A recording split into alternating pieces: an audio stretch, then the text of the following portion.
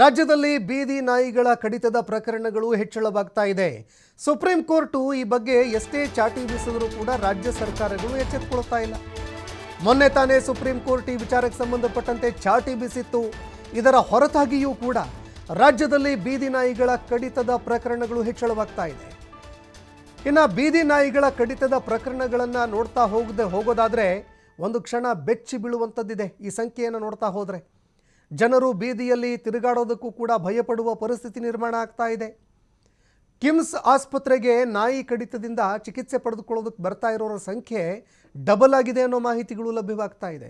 ಇದು ಕಳೆದ 5 ವರ್ಷದಲ್ಲಿ ಆಗಿರುವಂತಹ ಒಂದು ನಂಬರ್ಸು.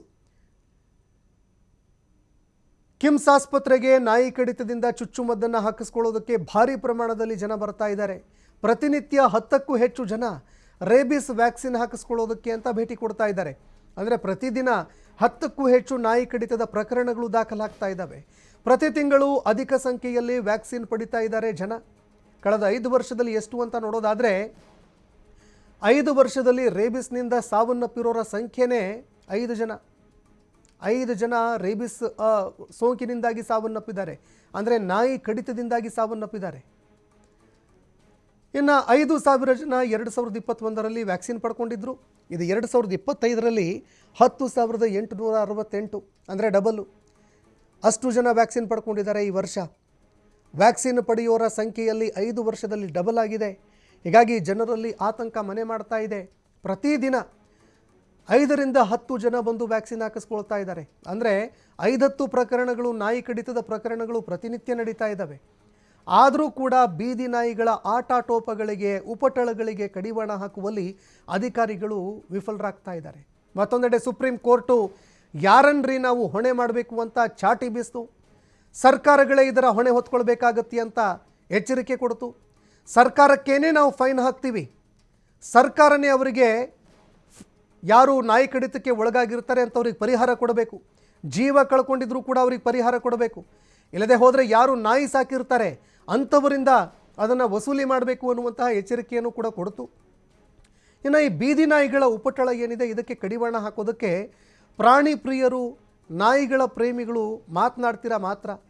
ದತ್ತಕ್ಕೆ ತೆಗೆದುಕೊಳ್ಳಿ ಅದನ್ನು, ಈ ಸಜೆಷನನ್ನು ಕೂಡ ಕೊಡ್ತು. ಇದರ ಹೊರತಾಗಿಯೂ ಕೂಡ ಸರ್ಕಾರಗಳು ಕಣ್ಣು ಮುಚ್ಚಿ ಕುಳಿತಿದ್ದಾವೆ. ಇನ್ನು ಇದೇ ವಿಚಾರಕ್ಕೆ ಸಂಬಂಧಪಟ್ಟಂತೆ ನಮ್ಮ ಹುಬ್ಬಳ್ಳಿ ಪ್ರತಿನಿಧಿ ಯಲ್ಲಪ್ಪ ಅವರು ಚಿಟ್ಚಾಟ್ ನಡೆಸಿದ್ದಾರೆ, ಸ್ಥಳೀಯರನ್ನ ಮಾತನಾಡಿಸಿದ್ದಾರೆ. ಏನು ಹೇಳ್ತಾರೆ ಹುಬ್ಬಳ್ಳಿ ಮಂದಿ ಕೇಳಿ. ಬೀದಿ ನಾಯಿಗಳ ಹಾವಳಿಗೆ ದಿನೇ ದಿನೇ ಜನರು ತುತ್ತಾಗ್ತಾ ಇದ್ದಾರೆ. 2023ರಿಂದ ಕೇವಲ ಕಿಮ್ಸ್ ಆಸ್ಪತ್ರೆಯಲ್ಲಿ ದಾಖಲಾದ ಸಂಖ್ಯೆಯನ್ನು ನೋಡಿದರೆ ಬೆಚ್ಚಿ ಬೀಳ್ತೀರಿ. ಯಾಕಂದರೆ ಕೇವಲ 1 ಅಲ್ಲ 2 10,000ಕ್ಕೂ ಹೆಚ್ಚು ಜನ ಇಲ್ಲಿ ಅಂದರೆ ಬೀದಿ ನಾಯಿಗಳ ಹಾವಳಿಗೆ ಒಂದು ತುತ್ತಾಗಿದ್ದಾರೆ. ಅದರ ಜೊತೆಗೆ ಇಲ್ಲಿ ಅಂದರೆ 5 ಜನ ಚಿಕಿತ್ಸೆ ಫಲಕಾರಿಯಾಗದೆ ಸಾವನ್ನಪ್ಪಿದ್ದಾರೆ. ಈ ಕುರಿತು ನನ್ನ ಜೊತೆ ಮಾತಾಡಲಿಕ್ಕೆ ಹುಬ್ಬಳ್ಳಿನ ಕಿಮ್ಸ್ನ ಅಧೀಕ್ಷಕರಾದಂಥ ಡಾಕ್ಟರ್ ಈಶ್ವರ್ ಹಚ್ಬೀದರ್ ಅವರನ್ನೇ ಮಾತಾಡ್ತೀನಿ. ಸರ್, ಸುಮಾರು 10,000 ಜನ ಸರ್ 3 ರಿಂದ 4 ವರ್ಷಗಳ ಅವಧಿಯಲ್ಲಿ ಏನಿದೆ ಸರ್ ಈ ಅಂಕಿಅಂಶ ಸರ್? 10,000 ಜನ ಅಲ್ಲ, ನ್ಯೂ ಕೇಸಸ್ಸು ಎವರೇಜ್ 8 ರಿಂದ 10 ಜನ ಬರ್ತಾರೆ. ಅವರು ನೆಕ್ಸ್ಟ್ ಇನ್ನೊಂದು 8 ರಿಂದ 15 ಜನ ಪ್ರೀವಿಯಸ್ ವ್ಯಾಕ್ಸಿನ್ ಆದವರು, ಅಂದರೆ ನೆಕ್ಸ್ಟ್ ವ್ಯಾಕ್ಸಿನ್ ಡೋಸ್ಗೆ ಬರೋರು.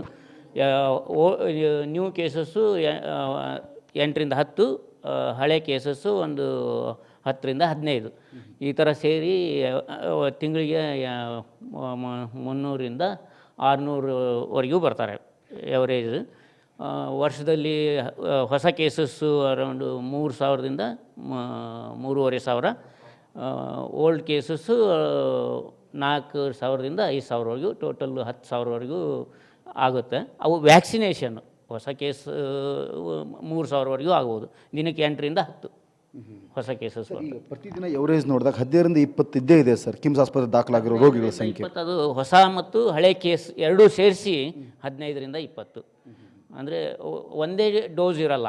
ಇದು ವ್ಯಾಕ್ಸಿನೇಷನ್ದು ರಿಪೋರ್ಟು. ವ್ಯಾಕ್ಸಿನ್ ಒಂದೇ ಡೋಸ್ ಇರೋದಿಲ್ಲ, 4 ಡೋಸ್ ಇರುತ್ತೆ. 0 ಅಂದರೆ ಕಳೆದ ದಿನ, 3 ಅಂದರೆ 3ನೇ ದಿನ, 7 ಅಂದರೆ 7ನೇ ದಿನ, 14ನೇ ದಿನ, 28. ಟೋಟಲ್ 4 ಡೋಸ್ ಹಾಕಬೇಕು ಅದನ್ನು. ಅವು ಎಲ್ಲ ಡೋಸ್ ಇದ್ದು ಇದರಲ್ಲಿ ಸ್ಟ್ಯಾಟಿಸ್ಟಿಕ್ಸ್ ಇರುತ್ತೆ.